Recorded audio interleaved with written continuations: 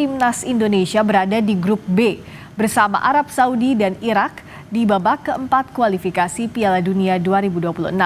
Seluruh pertandingan grup ini bakal berlangsung di Arab Saudi yang menjadi tuan rumah. Undian babak keempat kualifikasi Piala Dunia diadakan di Kuala Lumpur, Malaysia, Kamis siang. Babak 4 bakal berlangsung 8 hingga 14 Oktober dan tiap tim akan bertemu satu kali. Juara grup mendapat tiket Piala Dunia, sementara runner-up akan menjalani laga play-off untuk tiket ke babak 5 kualifikasi Piala Dunia 2026. Manajer timnas optimistis Indonesia mampu mengalahkan Arab Saudi dan Irak dan mendapat tiket langsung ke Piala Dunia.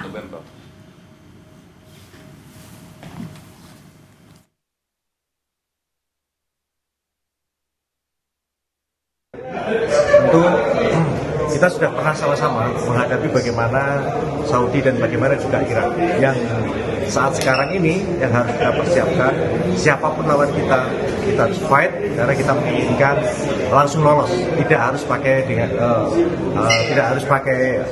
round 5. Itu kita harus persiapkan itu dengan baik. Yakin Irak dan Saudi insya Allah akan bisa kita kalahkan. Pelatih timnas Indonesia Patrick Kluivert setelah menghadiri undian babak keempat kualifikasi zona Asia di Kuala Lumpur, Malaysia mengaku Indonesia menghuni grup yang sulit. Kendati demikian, Kluivert bilang timnas sudah tahu kekuatan Arab Saudi yang pernah dihadapi di fase grup dan mempersiapkan dengan baik menghadapi 2 pertandingan babak keempat termasuk melawan Irak. Well, of course, everybody knows it's a difficult group, but we know Saudi Arabia. We played against them already in the group. Iraq is a very difficult opponent, but the most important thing is to prepare ourselves very good for both games and be prepared to face a difficult moment and stay as a team. Pelatih timnas Indonesia Patrick Kluivert bilang cederanya penyerang timnas Indonesia Ole Romani saat berlaga di Piala Presiden 2025 menjadi pukulan telak bagi tim. Ia mengungkap Ole kemungkinan besar tidak akan bermain di babak 4 kualifikasi Piala Dunia Zona Asia pada Oktober 2025 mendatang. Namun ia mengaku sudah menyiapkan rencana B atau plan B untuk mencari pengganti Ole Romani. Well, of course, it's a big blowout that Ole is probably not going to participate in the games. He played very good games for Indonesia, and unfortunately he's injured. So we need to have a plan B, and the plan B we have already, but I can't say it to you now. But we need to prepare ourselves very good, and that's the main thing that we need to do. Seperti apa jalannya undian babak keempat kualifikasi Piala Dunia? Mari kita tanyakan pada jurnalis Kompas.com Firzi Idris yang tadi hadir langsung di Kuala Lumpur, Malaysia. Hai Firzi, apa kabar? Halo Priska, halo Radi, apa kabar Jakarta? Kabar baik. Firzi, gimana sih kalau tadi kita lihat kan hasil undian, apakah sudah sesuai ekspektasi atau ini jadi PR berat untuk Indonesia menghadapi Irak dan Arab Saudi yang sekarang ini permainannya tidak bisa disamakan dengan Arab Saudi waktu terakhir kita melawan tim itu? Ya, PR berat sih, semua PR akan berat ya menurut saya kalau kita udah nyampe ke unknown region sini di round 4 qualifiers Piala Dunia. Tapi disinilah tantangan untuk menjadi mengejar kelolosan ke Piala Dunia itu berbicara ya. Tadi kita sudah dengar bagaimana Pak Marji sendiri mengungkapkan rasa percaya dirinya bahwa Garuda bisa mengejar langsung lolos ke tanpa ke round 5 ya, jadi langsung ke Piala Dunia. Memang sangat-sangat berat karena pengundiannya pun dengan menempatkan Qatar dan Arab Saudi sebagai tim di A1 dan B1, mereka juga punya keuntungan terkait jadwal ya, waktu istirahat mereka akan lebih lama daripada tim-tim kedua tim lainnya, belum lagi ditambah mereka faktor menjadi tuan rumah. Ini adalah hal-hal yang harus kita lalui apabila ingin secara historis sudah lolos ke Piala Dunia untuk pertama kali sebagai negara yang sudah merdeka. Tapi tadi ya kita lihat Coach Patrick juga tetap optimis dan dia mengatakan memang kita telah bertemu dengan Arab Saudi dan juga Irak. Jadi Pak Marjo mengatakan bahwa ada sisi plus dan sisi minus dari menghadapi lawan yang sudah ketemu nih. Kita tahu satu sama lain kurang lebih gambarannya seperti apa. Tapi kita tim yang berbeda. kita tim yang berbeda dari sejak kita melawan Iraq di round 2. Itu kita totally different team. Kita round 3 banyak pemain diaspora baru bergabung. Lawan Arab Saudi di Jeddah juga kita menampilkan permainan bertahan yang oke, lawan melepas 18 tembakan ke gawang kita. Tapi dengan di bawah asuhan pelatih baru, diharapkan gaya permainan kita juga akan berbeda, Rizka. Nah, kalau bicara soal PR kita kan nggak cuma siapa lawannya ya, nggak cuma kita melawan Irak dan Arab Saudi, tapi juga komposisi kita oleh cedera. Tadi di liputan kita lihat Coach Patrick bilang ya memang ini pukulan untuk Indonesia. Tapi gimana sih sebenarnya yang bisa dilakukan? Apakah James Raven udah cukup bisa untuk menggantikan Ole kalaupun dia tidak bisa bermain maksimal nantinya atau bahkan tidak bisa bermain? Ya kayaknya emang tidak bisa bermain ya, cukup disayangkan juga oleh cederanya di sesi pramusim yang seharusnya dia mengembalikan rasa percaya diri dia, membayar kepercayaan Oxford yang sudah mengeluarkan rekor transfer fee untuk mendatangkannya dari Utrecht.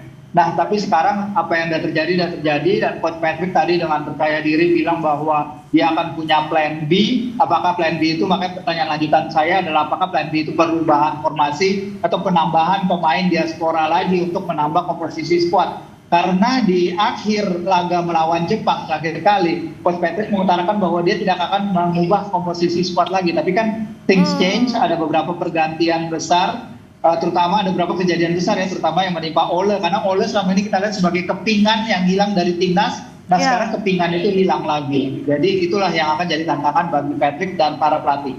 Tapi sejauh ini yang Firzi baca, siapa-siapa saja yang bisa menggantikan, apakah ya James Raven atau ada pemain naturalisasi lain yang memang ada kemungkinannya juga bergabung di timnas? Siapapun itu jaraknya emang rada jauh ya. James itu 19 tahun dan dia sedang bermain di turnamen U23.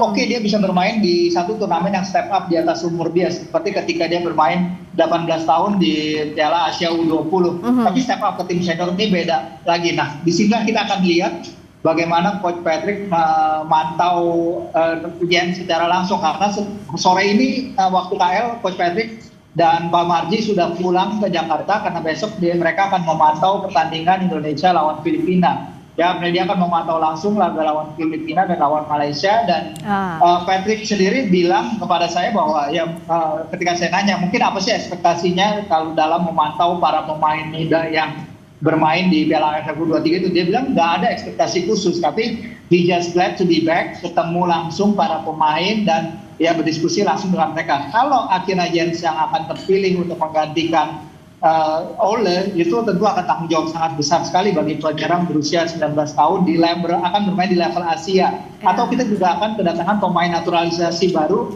yang namanya Mauro Zelstra. Tapi dia juga baru pemain berusia 20 tahun yang sedang bermain kemarin di kasta kedua Liga Belanda di tim cadangan FC Volendam, Young FC Volendam. Oke, dia jadi top skor, tapi lagi-lagi stepnya akan besar sekali apabila leading the line menghadapi tim-tim yang berada di rank 50, rank 80-an di Asia.